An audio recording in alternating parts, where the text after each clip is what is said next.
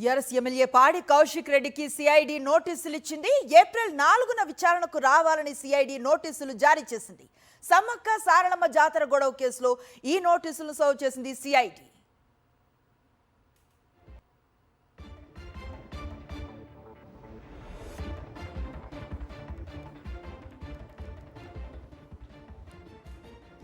BRS MLA పాడి కౌశిక్ రెడ్డికి CID నోటీసులు ఇచ్చింది. ఏప్రిల్ 4న విచారణకు రావాలంటూ సిఐడి నోటీసులు జారీ చేసింది. సమ్మక్క సారలమ్మ జాతర గొడవ కేసులో ఈ నోటీసులను ఇచ్చింది సిఐడి. కంప్లీట్ డీటెయిల్స్ అందిస్తారు మా కరెస్పాండెంట్ దిలీప్. ఏ కేసుకు సంబంధించి సిఐడి నోటీసులు జారీ చేసింది? పూర్తి వివరాలేంటి?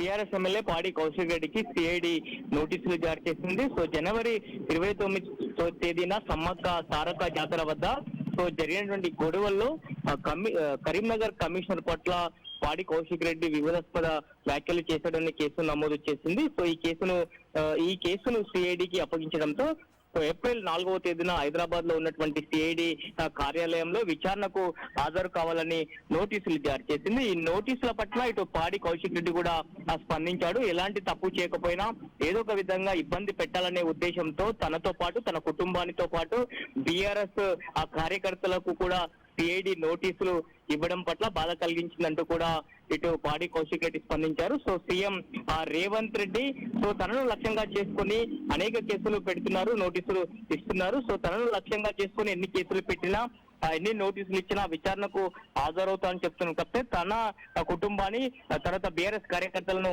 ఇబ్బంది పెట్టొద్దు అంటూ కూడా స్పందించిన పరిస్థితి కనిపిస్తా ఉంది. సో ప్రభుత్వం పైన తన వ్యక్తిగత పోరాటం కాదు, ప్రజల కోసం చేసినటువంటి బాధ్యత అంటూ కూడా ఇటు పాడి కౌశిక్ రెడ్డి పేర్కొన్న పరిస్థితి కనిపిస్తుంది. ఎన్ని కేసులు పెట్టినా ఎన్ని నోటీసులు ఇచ్చినా ప్రశ్నించే గొంతును అణచలేరు. సో ప్రజల కోసం నా పోరాటం కొనసాగుతూనే ఉంటుందంటూ కూడా పాడి కౌశిక్ రెడ్డి సిఐడి నోటీసుల పట్ల స్పందించిన పరిస్థితి కనిపిస్తా ఉంది. Right, thank you Dilip.